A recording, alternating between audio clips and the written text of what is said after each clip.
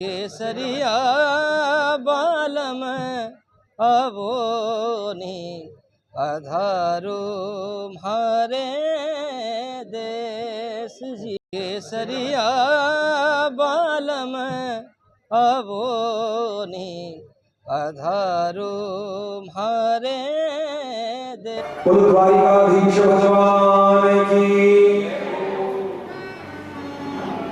अब है ठाकुर जी कृपा करने वाले हैं अपने मित्र के ऊपर।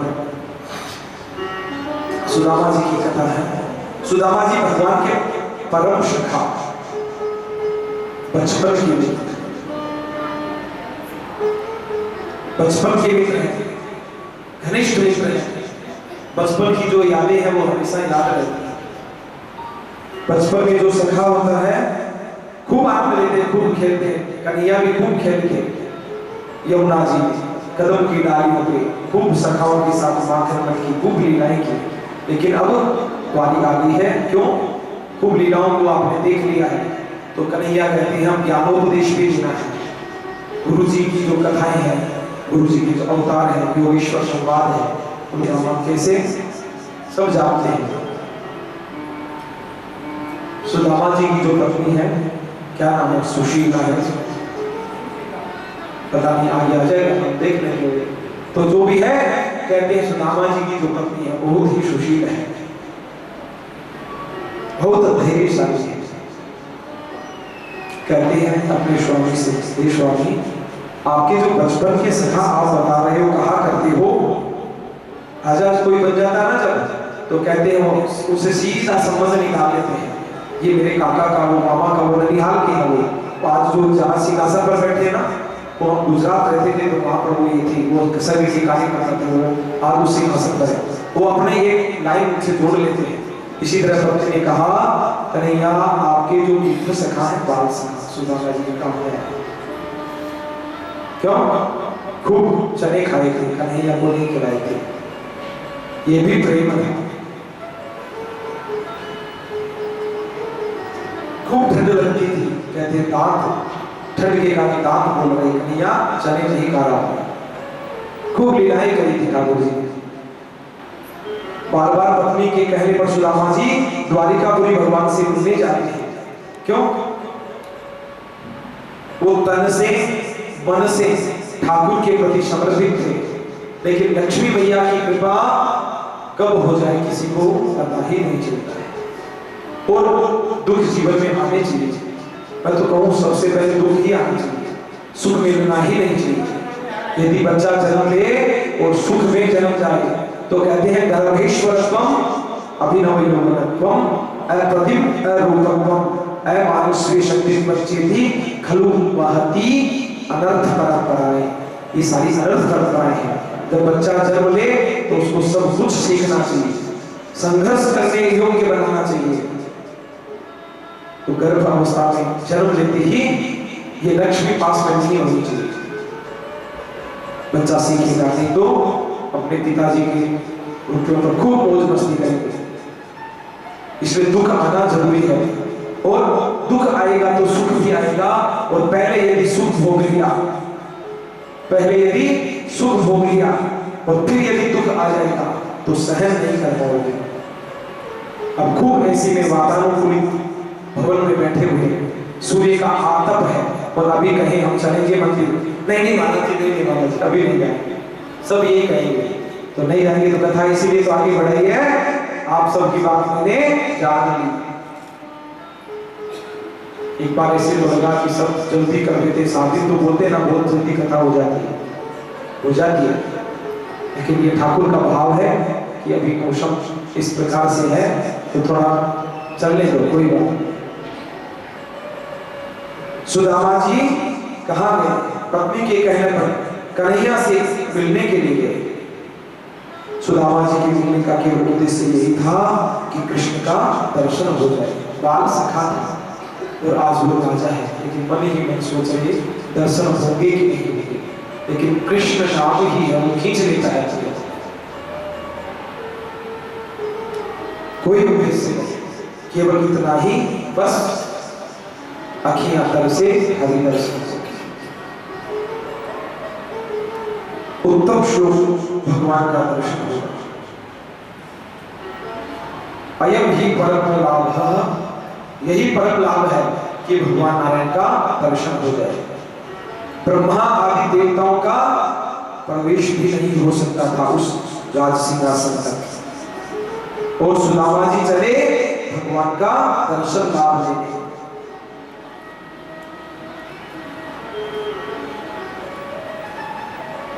बचपन की बाल सखा है, वो प्रेम खींच लेता है, चलने को वसीभूत कर देता है। खूब जब जाकर के नारायण की कृपा होती है, खूब आनंद लिया कन्हैया ने भी और सुदामा जी ने खूब खेलते बाल सिखाते। सुदामा जी के चरित्र से समझे अपन खूब भजन सुनेंगे। कैसे थे?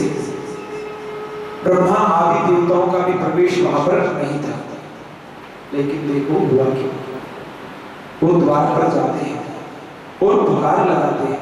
द्वार पर से कहते हैं मुझे मेरे कन्हैया का दर्शन चाहिए।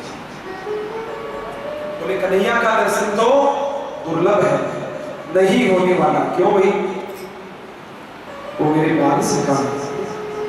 लेकिन सुदामा जी का स्वरूप कैसा था? वस्त्र फटे हुए थे, समझ में नहीं आ रहा था ये कहां से आ गया गरीब घर पर। वो गरीब नहीं थे, खूब उदारवादी थे मन से। जो सुदामा जी हैं खूब उदारवादी।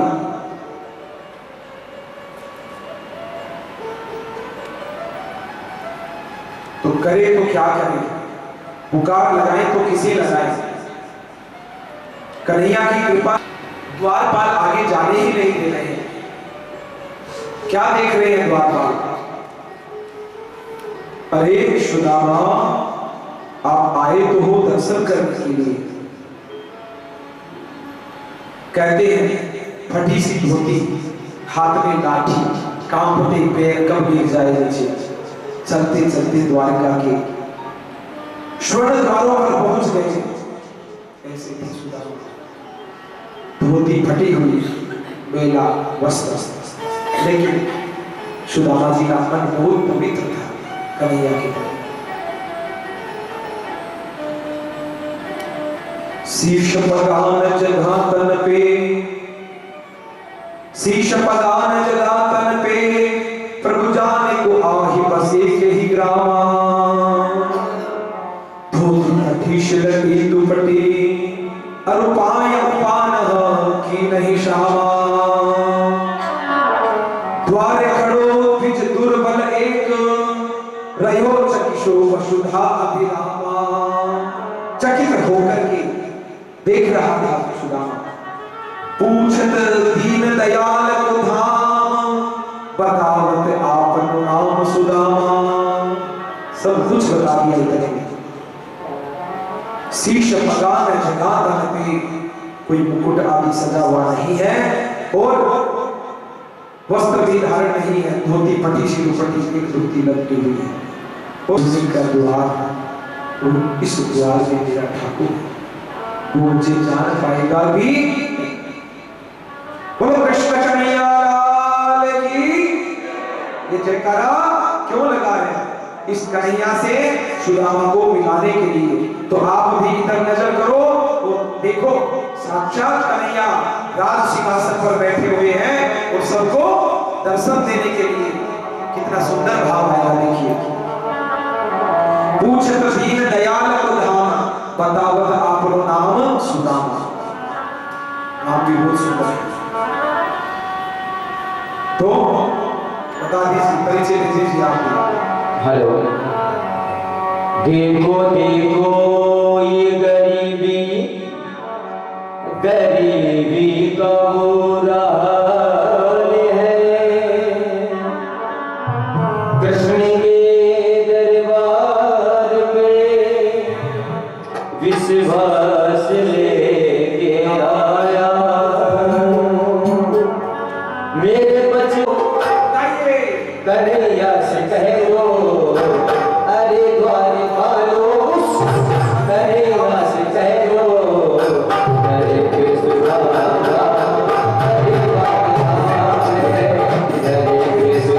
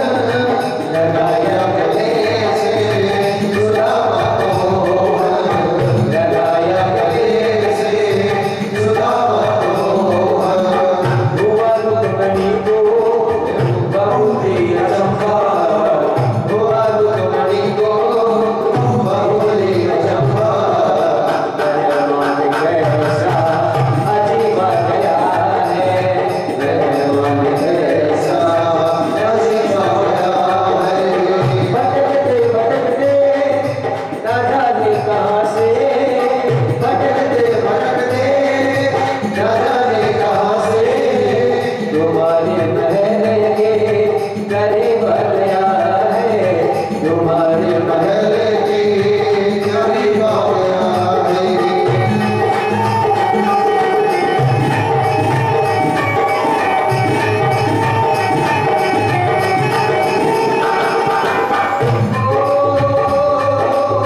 बराबर में अपने सुदामा बिठाए, जगरिया सुमों से श्याम ने दुलाए, जगरिया सुमों से श्याम ने दुलाए। बराबर में अपने सुदामा को बिठाए, जगरिया सुमों से श्याम ने दुलाए।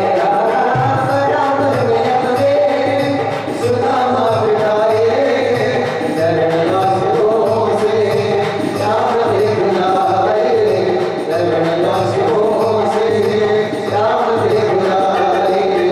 ना घबराओ प्यारे जरा तुम सुदामा, ना घबराओ प्यारे जरा तुम सुदामा, खुशी का लम्हा तेरे करीब आ गया है, खुशी का लम्हा तेरे करीब आ गया है। कौन वाले कन्हैया से कह दो, घर में सुदामा करीब आ गया। कौन वाले कन्हैया से कह दो, घर में सुदामा करीब आ गया, घर में सुदामा करीब आ गया है, घर में सुदामा करीब आ गया है, घर में सुदामा करीब आ गया है, घर में सुदामा करीब आ गया। बोलो द्वारकाधीश भगवान की जय हो। जब जयकारे लगाते रहो भैया। अभी खूब आनंद की बात, लेकिन कन्हैया को करुण आवाज पुकार सुनाई दी। भक्त वत्सल है, करुणा निधान है। जैसे गजराज को बचाने के लिए विश्वक्सेन को कहा, हट जा विश्वक्सेन, आज तो मैं गरुड़ पर सवारी करके जा रहा हूं, मेरा गजराज पुकार रहा है। क्योंकि सारे देवता नहीं सुन रहे थे, वो अभिमानी थे। तो पुकारा भी गजराज ने ऐसे ही साफ नाम नहीं लिया, लेकिन उन्होंने कहा जो सृष्टि के पालक आ जाओ। कोई नहीं होता है तो उसका कौन होता है? ये कन्हैया होता है, ये द्वारिकाधीश होते हैं, नारायण होता है। तो वो उस समय भी दुपट्टा आदि सब छोड़ करके दौड़े, खूब भागे। तो आज भी वही स्थिति, कन्हैया सिंहासन पर बैठे थे और अपना पीतांबर उतारकर छोड़ दिया और कन्हैया दौड़ते हुए चले गए। अरे मेरा बचपन का यार सुदामा आ गया है, वो द्वारपालों तुम रोक रहे हो। वो एक विश्वक्सेन था, वो ही मुझे नहीं रोक पाया और उसका भी मुझे सहारा नहीं मिला। मैं खुद दौड़ते हुए चला हुआ गरुड़ पर बैठ कर गया। तो आज को रोक सकता इसमें चलना के लिए यही हुआ। कन्हैया खूब दौड़े, करुणा सिंधु है, विलाप किया। कहते हैं कि कन्हैया ऐसे हैं, जब मित्रता की बात हो या प्रेम की बात हो या स्नेह का जहां भाव आ जाए, तो ठाकुर जी दौड़े चलते आते हैं।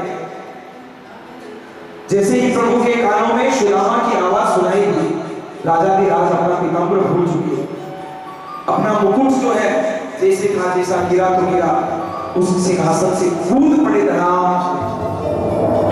उस समय भूल गए इतनी सीढ़ियां उतर के जाना है, वो तो सिंहासन से छलांग लगा दिया। अरे सब लोग देखने लगे ये क्या हुआ, आज ये हमारे ठाकुर ऐसा क्या कर रहे हैं। लेकिन कौन समझ सके उस करुणा निधान की कृपाएं कब हो गई, किस पर हो गई। प्रभु ने तोड़कर सुदामा को छाती से लगा लिया, हृदय से लगा लिया और गले मिले और दोनों की आंखों में अश्रु की धारा बह गई। ऐसा किया सुदामा जी सोच रहे थे, मैं तो इतना बुरा भला सोच रहा था कि कन्हैया मुझे याद रखेगा। खूब रोए, दोनों रोए, कृष्ण रोए कि सुदामा ऐसी हालत बना रखी, इतने दिन कहां रहा। क्यों? मेरे सखाओं से मुझे ब्रह्मा जी ने भी 1 वर्ष के लिए दूर कर दिया था, वो 11 साल खेल खेलना था। मैंने ब्रह्मा जी की ओर भी नहीं देखा था, खूब स्तुतियां की थी। कन्हैया यही कहते हैं, जब सखा भाव होता है, सख्य भाव में, मित्रता के भाव में व्यक्ति अपने घर वालों से, माता पिता से, पत्नी से, अर्धांगिनी से, पुत्र बेटे और बेटियों से सब कुछ छुपा लेता है। लेकिन ये सख्य भाव ऐसा है,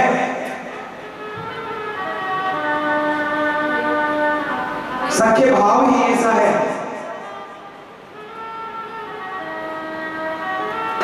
उस सख्य भाव के कारण क्या हुआ,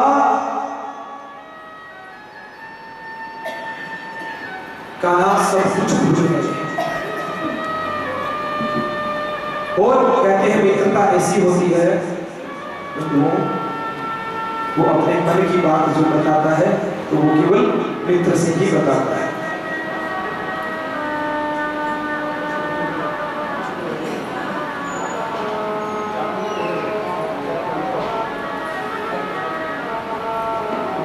कहते हैं कन्हैया, कान्हा क्या बोल रही है, सख्य भाव है, वास्तविक घटनाएं हैं। व्यक्ति कोई अपने मन की बात बताता है तो केवल अपनी मित्रता जहां है वहीं पर बताता है, शुद्ध भाव से बताता है। यही हुआ।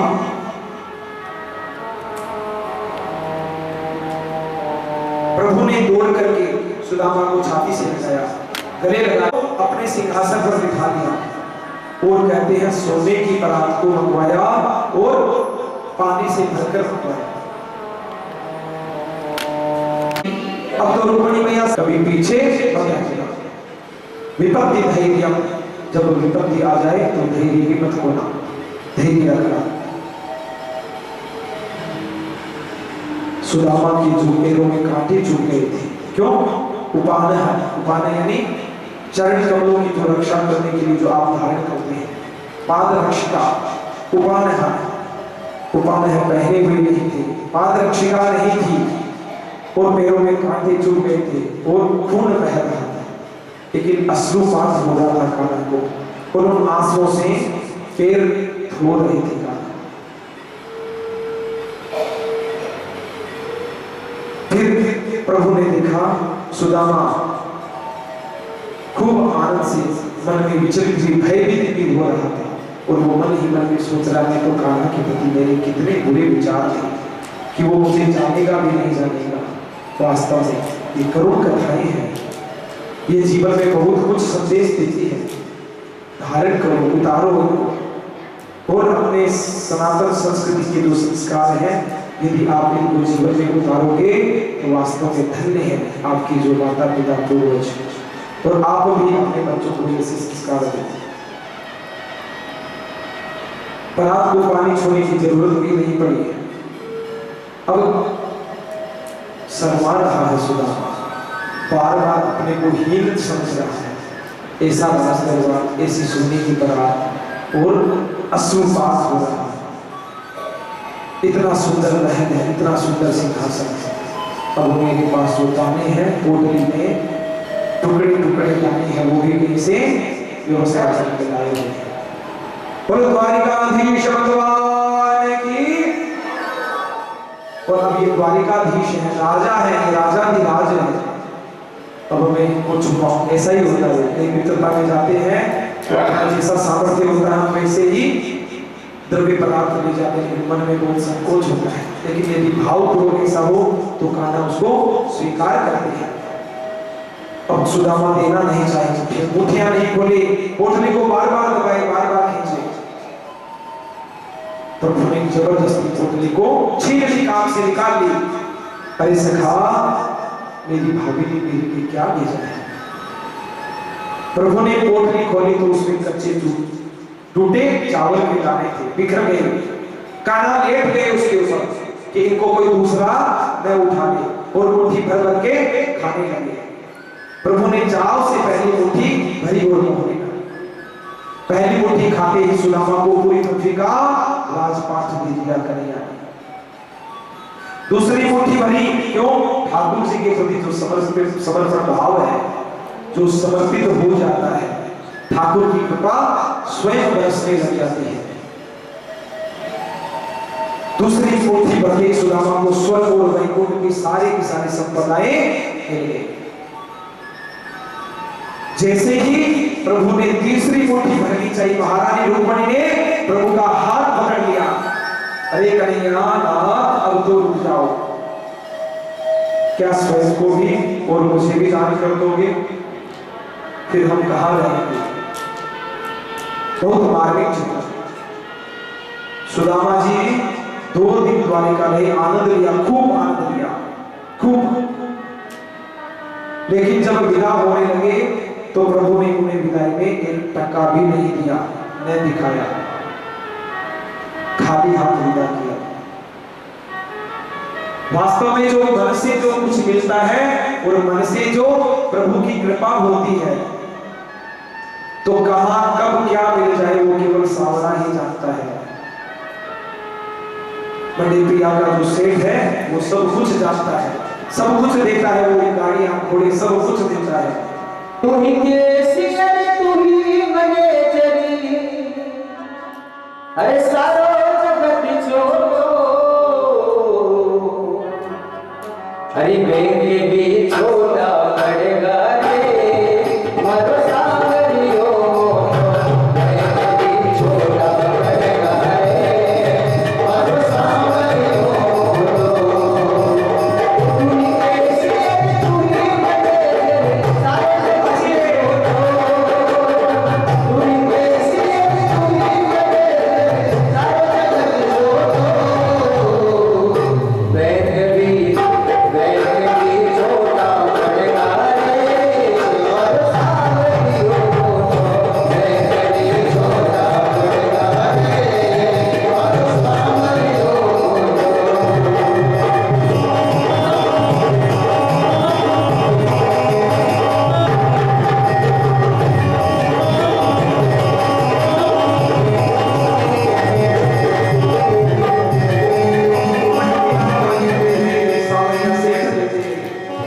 खूब लोग गाते हैं, अरे सावरिया सेठ दे दे, प्यारा मालिक दे दे, सावरिया सेठ दे दे, प्यारा मालिक दे दे, सारा घरोड़ा भंडार तोड़ा नाये पड़े, सारो घरोड़े भंडार तोड़ो नाये पड़े।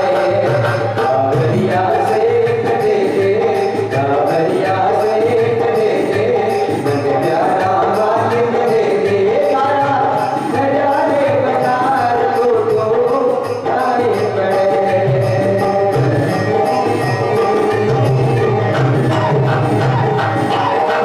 हरी कैसे से ताने जावा राजवा रे सवरिया, ऐसा से ताने जावा राजवा रे सवरिया, अरे तुम हो न कोई देख रे मन प्यारा मालिक दे दे, सावरिया से दे दे, अरे घरोड़ा भंडार जोड़ो नाये पड़े।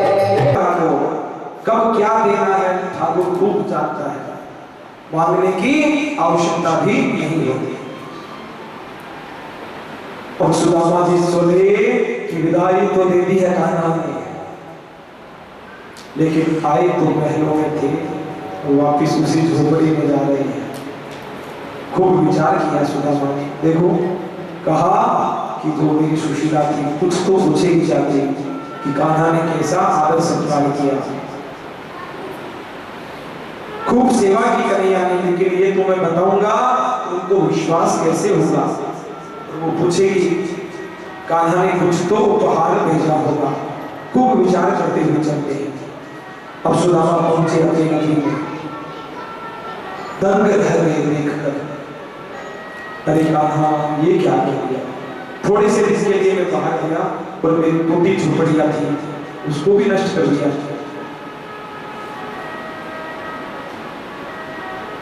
मेरी छोटी सी झोपड़ी थी वो भी दिखाई नहीं दे रही है। आजकल ऐसा होता है कई बार चले जाते हैं 10-20 साल बाहर, तो कहीं बुलडोजर आ जाते हैं, कहीं अतिक्रमण हो जाते हैं, तो वो सुदामा भी चकित हो गए। कान्हा क्या कर दिया? ये टूटी झोपड़ियां थी वो भी दिखाई नहीं दे रही, लेकिन उनको क्या पता था वो कन्हैया है, वो नटखट है, वो आकर चोर है, रण छोड़ लाए हैं वो द्वारिकाधीश, सब लीलाएं हैं उनके पास। कभी वो बंसी बजाते हैं, कभी गोपियों को आत्मज्ञान दे देते हैं।